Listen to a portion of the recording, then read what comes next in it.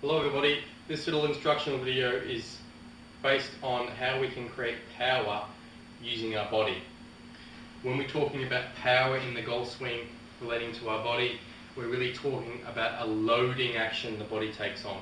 So what we're trying to do is we're trying to really load our muscles and our joints so then we can release them during the downswing. To do that we have to create a rotary action, what we call in the golf swing is a front to back action here. So I'm going to show you a couple little ideas how we can load our body. First of all, if I get myself in the correct posture, so I have a neutral spine and then I'm tilting forward, I'm engaging my pelvis, creating an anterior tilt, and my upper body, torso is tilting forward anywhere between 30 to 40 degrees. Right, so this is our setup position. From here, what I'm trying to do is I'm trying to take my right shoulder and my right hip in and away from the golf ball. That's how I can create a load and a stretch on those muscles.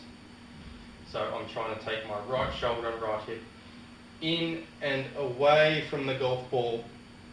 An idea you can use at home is to have a wall behind you, somewhere at your corridor. Okay, so sit back onto the wall behind you here and then try and press your right shoulder and your right hip back behind you into the wall. Right, that winds up your right side.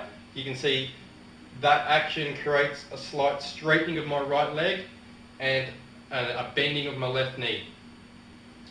That has to happen because you're rotating your hips and you're actually also tilting the pelvis. The pelvis is not going horizontal to the ground. You're tilting the pelvis on an angle around 35 degrees. So if our pelvis is tilting on an angle of about 35 degrees, then it must make sense that the right leg would start to straighten and the left leg would load a little bit more.